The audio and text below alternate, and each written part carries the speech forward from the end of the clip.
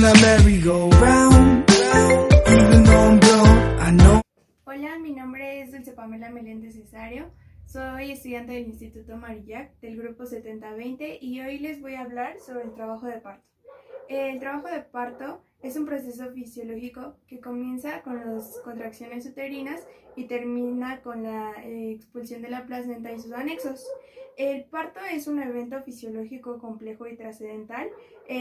Nuestro objetivo como enfermería o sectores de salud es culminar con una madre sana y un bebé sano. En las últimas décadas se ha producido una expansión en el desarrollo y uso de prácticas ideadas para iniciar, aumentar o acelerar, regular o monitorizar el proceso del parto, con el propósito de mejorar los resultados para la madre y el recién nacido en nuestras prácticas habituales. En la actualidad hemos puesto una atención a la valoración de los resultados prácticas rutinarias a través de medicinas basadas en evidencia. Igual tenemos nosotros como protocolo con la norma 007 y la guía práctica clínica para el trabajo de parto. Bueno, antes de pasar a las etapas del trabajo de parto, tenemos que evaluar tres cosas muy fundamentales. La primera es lo que le llamamos el continente, que es el canal de parto, en este caso la pelvis de la madre. El segundo va a ser el contenido, que este va a ser el producto o en este caso el bebé. Y el tercero va a ser el motor, que nos va a hacer la función del trabajo de parto y va a ser el útero, en este caso las contracciones uterinas o bien conocido como la dinámica. Para continuar les voy a seguir hablando sobre el canal de parto. El canal de parto es un conducto por el que circula el niño durante el parto. Se extiende desde el estrecho superior de la pelvis hasta el orificio vaginal. Bueno, vamos a hablar sobre la pelvis ósea. Recordemos que hay varios tipos de pelvis. En este caso tenemos la ginecoide, la antropoide, la androide y la platiploide. El conducto óseo por el que va a pasar el bebé está compuesto por tres estrechos. Tenemos en este caso el estrecho superior, que va desde el sacro hasta el pubis, o sea, todo esto alrededor, que podríamos llamarlo así, la parte de arriba. Tenemos el estrecho medio, que va de ambas espinas ciáticas, y tenemos el estrecho inferior, que es la zona más baja, y esta se encuentra al nivel de los isquiones. Podríamos decir lo que es esto. También tenemos otro tipo de evaluación para que pase el bebé por el conducto óseo, planos de Hodge. Bueno, este va a estar representado por esta liga negra. Son 4 planos. Es la primera, que va desde el borde del hueso promontorio del sacro hasta la sínfisis de pubis. El número 2 vamos a tener que va desde el sacro 2 hasta el borde de la sínfisis del pubis. La otra va del sacro 3 hasta y pasa por las espinas ciáticas. La cuarta va a ser una línea imaginaria que pase en vértice de todo lo que es el huesito del sacro.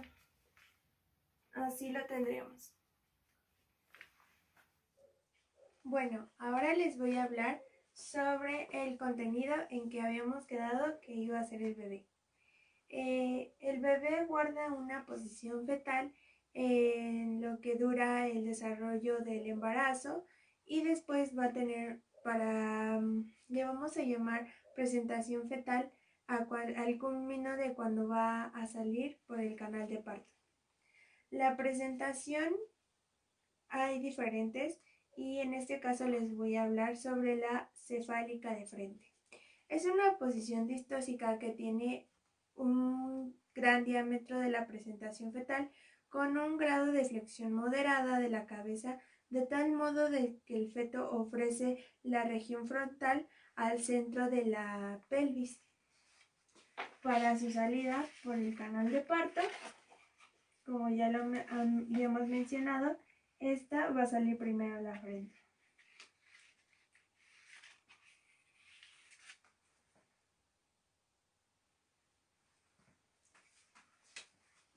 Hablar sobre la presentación cefálica de cara. Esta presenta una flexión máxima de la cabeza, de tal modo que el occipucio está cerca de la proximidad o en contacto con la columna cérvico-dorsal. Por lo general se descubre en la palpación ya durante el trabajo de parto, y este va a pasar así por el canal óseo.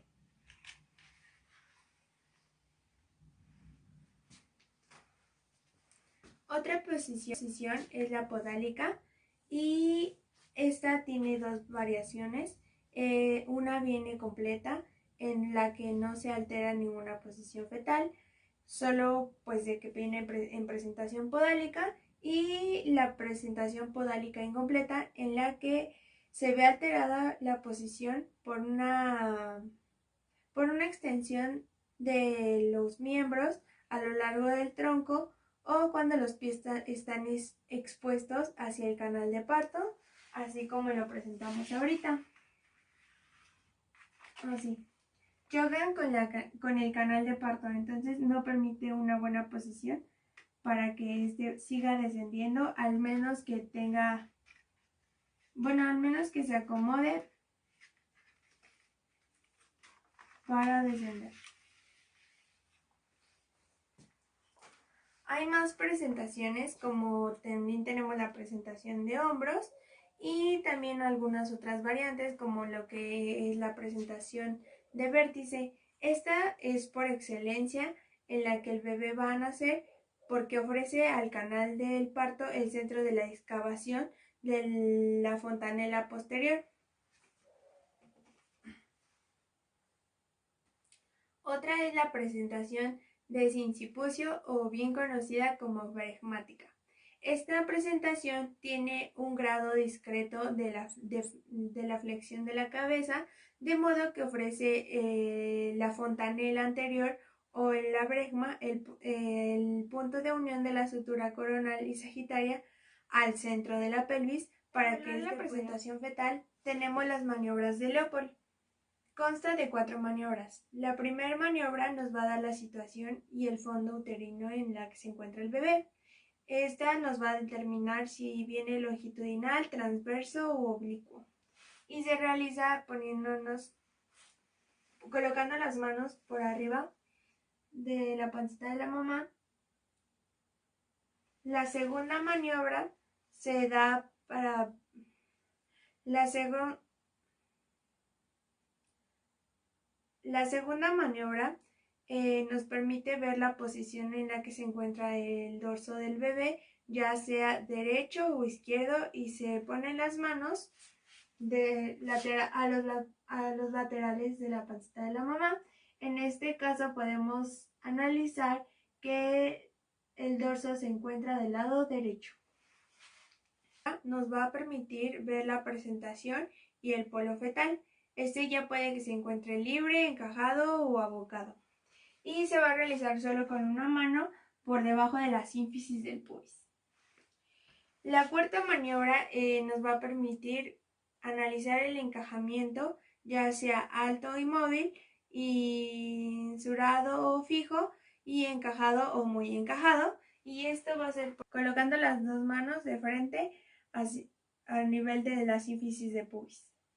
Ahora vamos a ver lo que es el motor para el trabajo de parto. Como ya habíamos quedado, este va a ser a través del útero y va a ser llamado la dinámica uterina. Tengo aquí un globo y una pelotita de unicel. El globo va a representar el útero, y la pelotita de unicel va a representar la cabecita del bebé.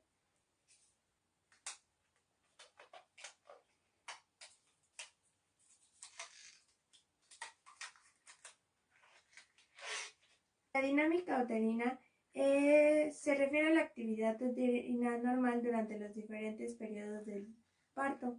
Esto se mide por diferentes parámetros, que tenemos la frecuencia, el tono basal, la intensidad y la duración de la contracción. Bien. Tenemos que la frecuencia es el número de contracciones en periodos de 10 minutos. Lo normal es que se hagan que haya de 3 a 5 contracciones. 1, 2, 3, 4 o 5. El tono basal va a ser la presión intrauterina dentro del útero que existe en un útero de reposo. Es decir, ya pasaron 2 contracciones y el estado en el reposo en la que va a determinarse va a ser en la que se va a determinar el tono basal. Esto va a ejercer una presión de los 8 a los 12 milímetros de mercurio. Ahora vamos a hablar. La intensidad también se mide en milímetros de mercurio y comparada a la diferencia de la presión del tono basal.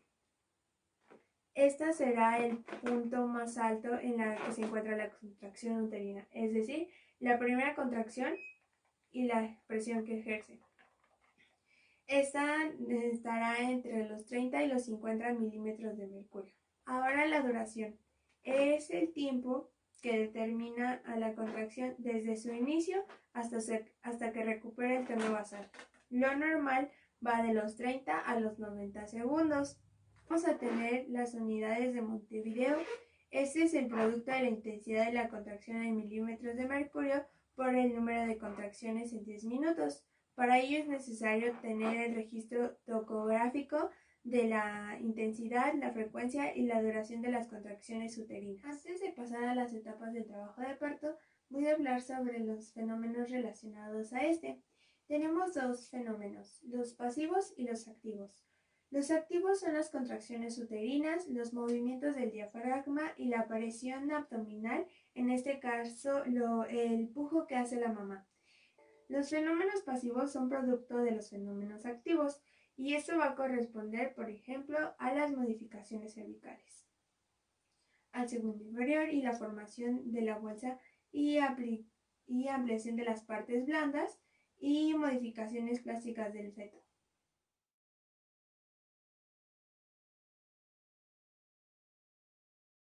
Las etapas del trabajo de parto. La primera etapa es la dilatación. Esta va a comenzar con el inicio de las contracciones uterinas hasta la presencia de cambios cervicales. Esta etapa de la dilatación se divide en 2, la fase latente y la fase activa. Tenemos que en la fase latente hay presentación de contracciones irregulares y cambios cervicales. Esta va a llegar hasta un punto máximo de 4 centímetros de dilatación. En multíparas va a tener una duración de hasta 12 horas y en nulíparas va a tener hasta un tiempo o una duración de 18 horas. En la fase activa, las contracciones ya van siendo más regulares, la dilatación va siendo más progresiva y esta va a llegar solo hasta los 10 centímetros de dilatación. Hasta ahí se va a terminar la etapa de dilatación y esta puede variar en su duración, ya sea en nulíparas, puede durar de 8 o hasta 18 horas, se puede estar prolongando, y en multíparas puede durar de 5 a 12 horas. Para comenzar a explicar sobre la dilatación y las contracciones, les voy a mencionar algunos tipos de contracciones. Tenemos, por ejemplo, las Braxton Hicks. Son contracciones que su función va a ser madurar el cuello uterino y prepararlo para la dilatación. Estas se llaman también o se consideran como contracciones falsas y son irregulares. Estas pueden ceder con el reposo en cuestión de que la mamá a lo mejor piense que ya es el momento de que su bebé ya va a nacer y no es así. Estas puede ceder con el reposo, por ejemplo, si está haciendo alguna actividad, dejar de hacerla, acostarse o simplemente respirar para que ceda el dolor. Por ejemplo, ya los prodromos, que su función ya va a ser borrar el cuello uterino y Estas son igual irregulares, pero estas ya tienen una duración más de aproximadamente de 15 a 20 segundos. Estas de igual manera no son rítmicas y son un poco más molestas. A comparación de las contracciones ya del parto, su función de esta va a ser dilatar el cuello del útero para facilitar el paso de la cabecita del bebé. Estas ya van a ser más regulares y suelen ser cada 5 minutos. Su tiempo o la duración que tiene cada contracción puede variar del minuto a los 90 segundos. Su ubicación del dolor va a ser en la espalda baja y va a ceder el dolor hacia enfrente. El periodo de expulsión inicia con la dilatación completa y concluye con la expulsión del feto. Esto en su duración puede variar, puede desde algunos minutos o hasta 1 hora y puede prolongarse hasta 2 si se ha administrado o se ha indicado analgesia. En las multíparas igual puede variar dependiendo de la expulsión del esfuerzo del mismo feto, ya sea de unos minutos o hasta 1 hora. Técnicos que nos van a indicar que el periodo de expulsión va a iniciar son el borramiento, la dilatación y la coronación. Bien, ahora, en el periodo expulsivo vamos a tener un indicador muy importante que van a ser los pujos. Tenemos dos tipos de pujos, espontáneos y de esfuerzo. Los espontáneos son cuando la propia madre tiene la sensación de pujar y lo realiza. El de esfuerzo va a ser por la propia de la contracción del músculo de la pared abdominal. Ahora vamos a hablar de los movimientos cardinales del trabajo de parto. Me di la tarea de realizar una pelvis y un bebé para hacerlo más gráfico. Bueno, los cambios posicionales en la presentación del feto que se requieren para su traslado dentro del conducto pélvico constituyen a los mecanismos del trabajo de parto. Los movimientos cardinales van a ser el encajamiento, el descenso, la rotación interna, la rotación externa y la expansión. Ahorita les voy a mencionar cada uno de ellos y la posición en la que debería de descender el bebé. Empezaremos por el encajamiento. Este es el mecanismo por el cual el diámetro biparietal que corresponde a la mayor dimensión transversa de la cabeza fetal en las presentaciones de occipucio pasa a través del plano de entrada de la pelvis. De esta manera podríamos imaginarlo. Esto llega a pasar en las últimas semanas del embarazo o incluso suele comenzarse en el trabajo de parto. Ahora vamos a hablar del descenso. Este es el primer movimiento principal para el nacimiento del recién nacido y este significa que va a descender a través de la pelvis. Ahora bien, el descenso se va a dar por 4 fuerzas.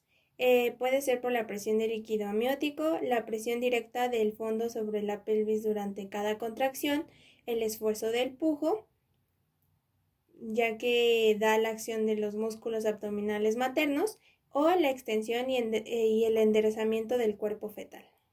Ahora tendremos la flexión. Tan pronto la cabeza empieza a descender, va a tener una resistencia. Sobre el cuello uterino, las paredes va a encontrar una resistencia por el cuello uterino o las paredes o el piso pélvico. Se presenta normalmente una flexión de la cabeza. En ese movimiento se desplaza el mentón hasta alcanzar un contacto en el diámetro suboccipito bregmático o el occipito frontal. Más tarde tendremos la rotación interna. La rotación interna consta de un giro de la cabeza de manera que el occipucio se mueva de manera gradual hacia la sínfisis de pubis. Después vuelva a su posición original. La extensión después de la rotación interna de la cabeza fetal se va a encontrar muy flexionada. Llega a la vulva y presenta extensión. Si la cabeza así flexionada no se extiende o no alcanza a tocar el piso pélvico, se desliza hacia adelante y tendríamos que realizar una incisión del perineo.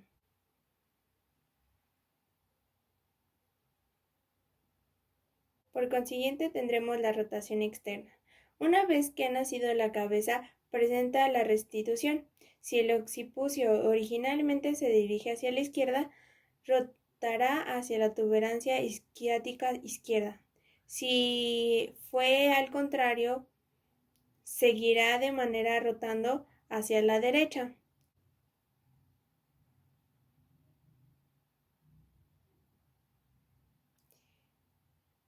De modo que llegaremos a la expulsión. Casi inmediatamente después de la rotación externa aparece el hombro anterior bajo la sínfisis del pubis, de esta manera. El perineo pronto se destiende por la presencia del hombro posterior. Aquí vamos a tener como el perineo y este es el hombro posterior. Después del nacimiento de los hombros, el resto del cuerpo se desliza rápidamente hacia el exterior. Ahora bien, vamos a realizar un resumen. No sé si se alcanza a ver muy bien la imagen.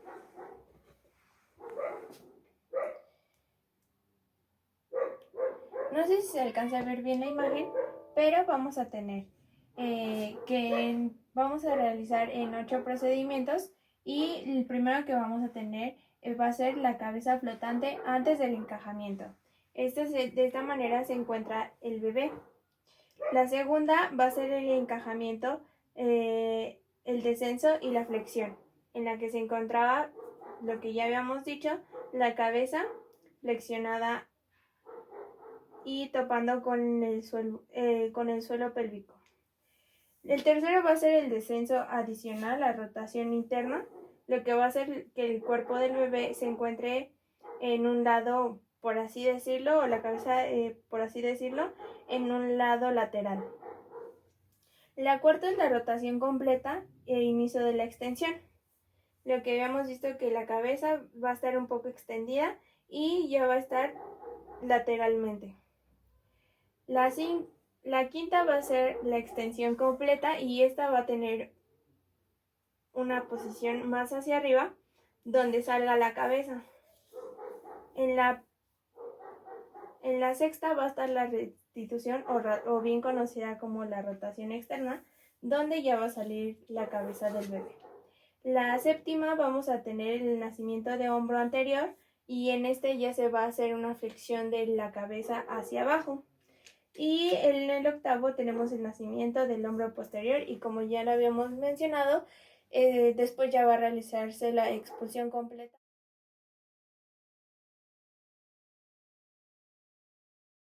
Vamos por terminar el trabajo de parto.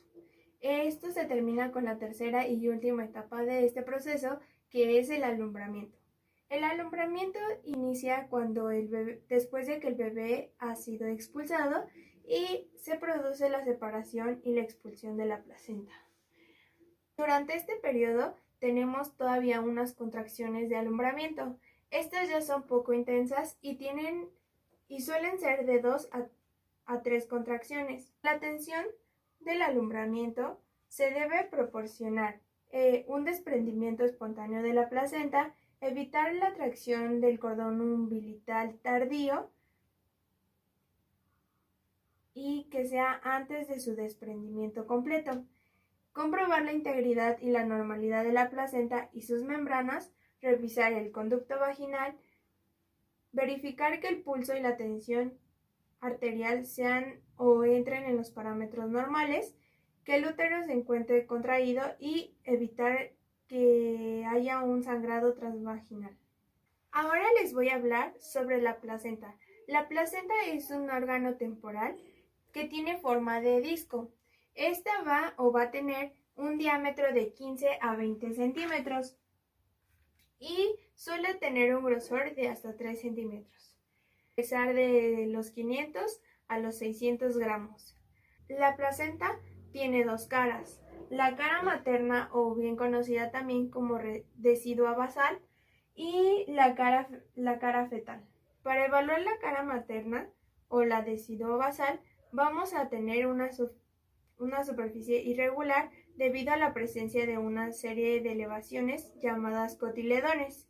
Estos cotiledones suelen ser de 15 a 20 y están cubiertos por una capa delgada de decidua basal y separado de los tabiques intercotiledóneos.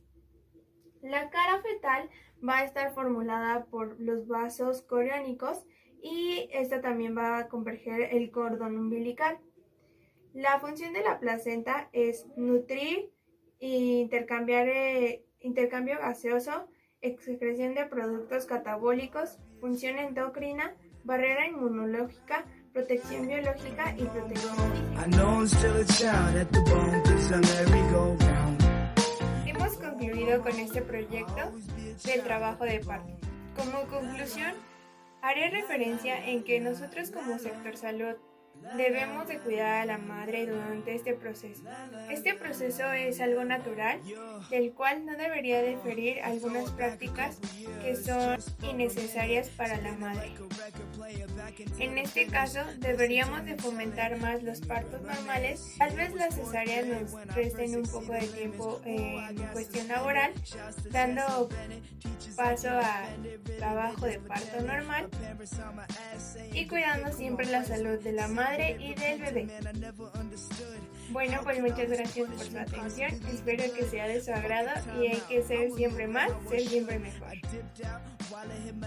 Agradecimientos a la maestra Gabriela por habernos dado y brindado todo su apoyo durante este semestre.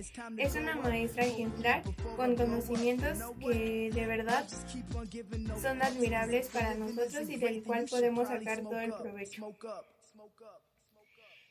No ha sido fácil realizar este video porque tenemos muchas dificultades. Bueno, al menos yo que no sé mucho de tecnología, pues se nos dificulta un poco, pero siempre hay que sacar adelante, hacerlo de la mejor manera.